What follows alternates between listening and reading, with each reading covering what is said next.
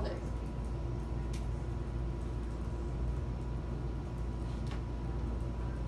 And sealed it with cork. So let's say that's the way his vials look.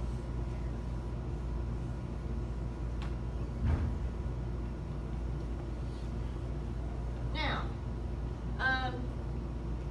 You sealed all of them? sorry? You sealed all of them? Yep.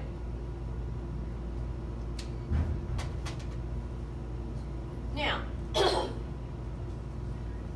what do we know about bacteria, infection, and anybody can in here? I know it's like a, okay, when something gets exposed, we have to air, we risk the contamination of our experiment. That's a very big thing we have to think about. Okay, very big thing. Anytime air gets into our research, we are contaminating it. Okay? So, if you left the corks off, he didn't boil this very long. That's another thing to think about. He didn't boil it for very long. I don't know if he did or not, but say he didn't. Lets it sit, lets it cool, then he puts the corks on. What do you think happened to his experiment? Anybody? Contamination, yeah.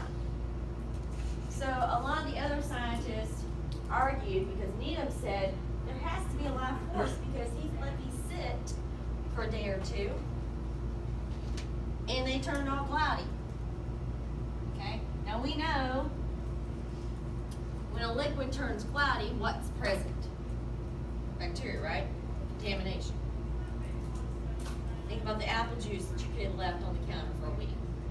Hidden. You know, they always put it in like underneath the couch, stuffed around there. Everybody knows kids do that. Come on now, let's be honest. You'll find something your kid had 3 weeks ago shoved down in, like, what did you do? Okay. Pull it out and you're like, oh, that's gross. I'm gonna have to throw that cup away. Okay? Why? Because it's got stuff floating on the top, it's got stuff all inside of it, it's all cloudy, right? Okay? Why? Because it was contaminated. So he had these vials that he left for a day or two and now they're cloudy. Well, obviously, now we know he contaminated his research. Okay? Lots of false stuff going on these days. But he may not have known he was contaminated. But he said that the life force is necessary, okay? The vital force, in order things to occur. It's there, it's present. So he still believes in spontaneous generation. He's reinforcing that. Okay? He did believe it? He did believe in spontaneous generation. He's reinforcing it, saying the vital force is there. That It has to be present. Needham. Okay? Okay, now Needham and Spallanzani are around the same time frame. So Spallanzani, okay, over here, Lazzaro Spallanzani. Just like his name sounds, he's Italian.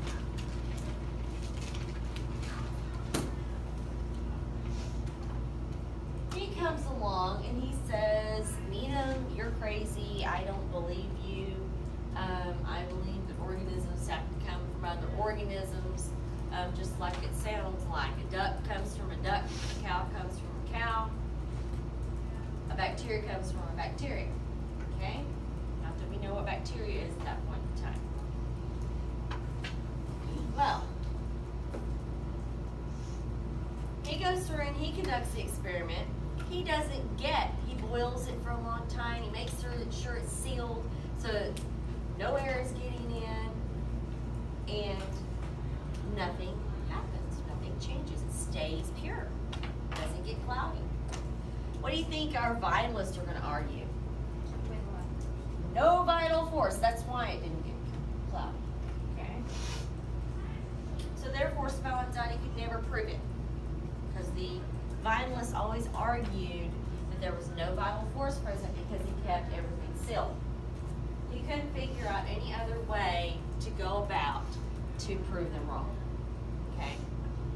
So at this point in time, we still have the people that believed in spontaneous generation and those that did not.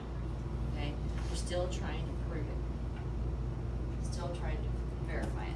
So let me look at Spallanzani and say some of the things that he concluded. 3 things from Needham's experiment. All right? Those 3 things are also in the textbook. Okay? Needham either had failed to heat his vials sufficiently to kill all microbes or had not sealed them tightly enough. Okay, let me say it again. He either failed to heat his vials sufficiently to kill all microbes or had not sealed them tightly enough. Nowadays that makes sense to us. If we don't seal something tight enough, we're going to get contamination. It has to be sealed. Okay? Things have to be heated for a certain length of time to a certain degree temperature to kill the pathogens. You know that now. Second thing, microorganisms exist in the air and can contaminate experiments. Say that one again. Microorganisms exist in the air and can contaminate experiments. You know that now. Makes sense. All right, our third thing. Spontaneous generation of microorganisms does not occur. All living things arise from living things. Okay? So let me say that one again. Spontaneous generation of microorganisms does not occur. All living things come from living things.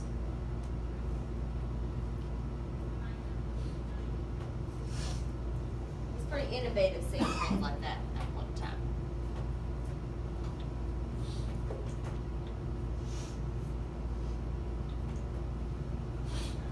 You can never prove it. Couldn't come up with a good enough experiment. Okay? These vitalists were hardcore. We've been believing this for nearly 2,000 years. Why should we believe anything different? Okay? These are your greatest minds in society that believe in this.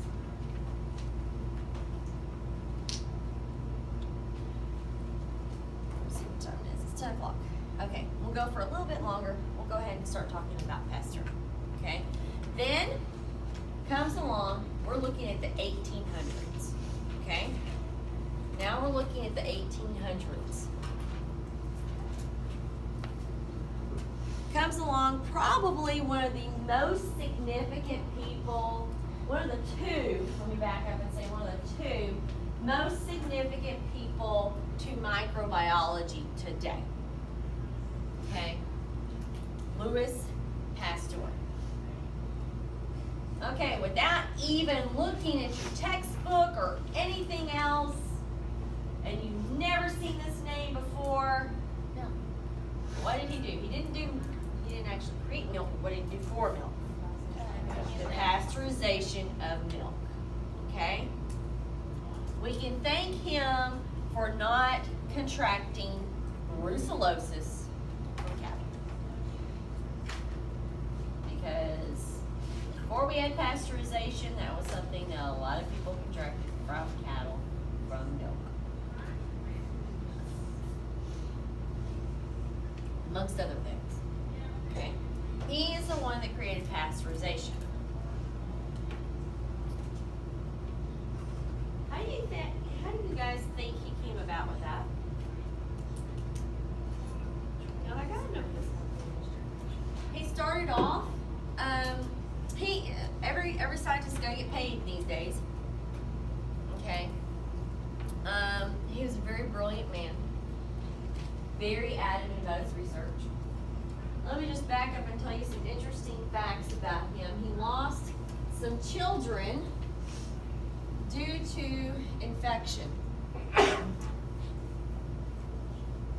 Once someone loses a child or someone significant to their life, get pretty dedicated to figuring out why, right? Especially in those days. He did. He was very adamant about disease, where it comes from, and how to prevent it. Okay?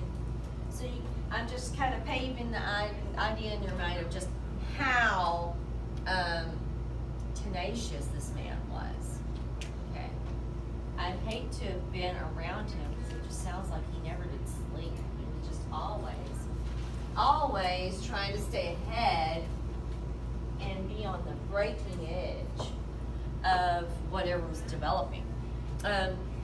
So, very first thing that he starts out doing, actually, he gets hired due to his way he goes about doing stuff. Everybody's like, man, this guy's smart. To figure out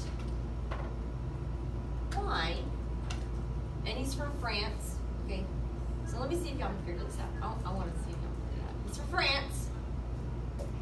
What's one of the main commodities, especially in the 1800s? What's one of the most important things in the 1800s? Wine. Okay? Wine. Okay? That was one of their major commodities. Back in those days, did we have clean water? No. Okay, what was the safest thing for you to drink? Alcoholic beverages.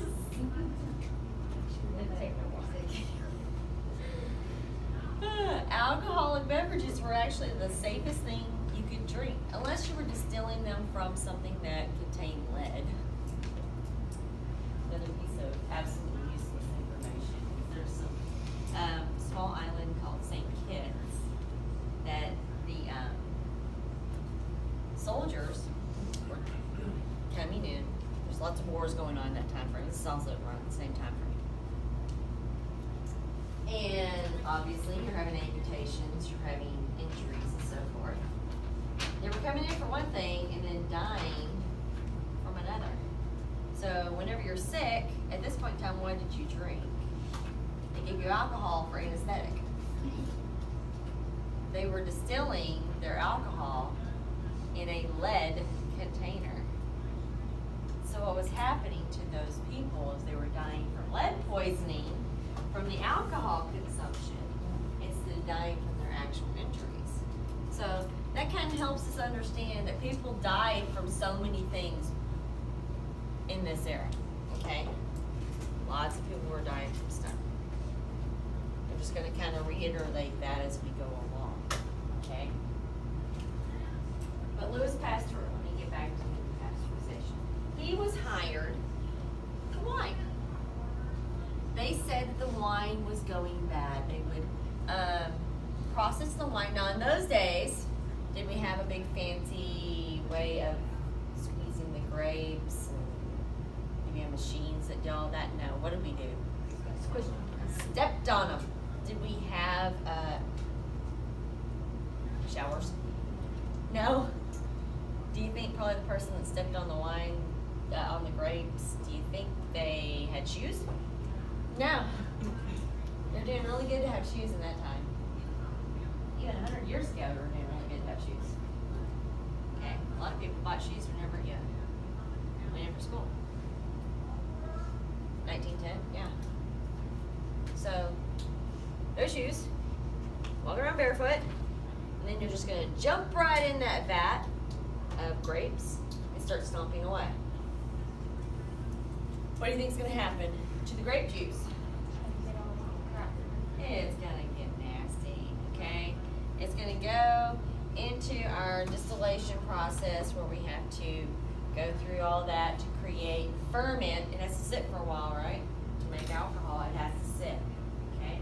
Anybody who knows anything about distillation processes of alcohol, it's going to have to sit, create alcohols, which we'll talk about fermentation if we haven't If you haven't already gone through that process in 2401 or 2402.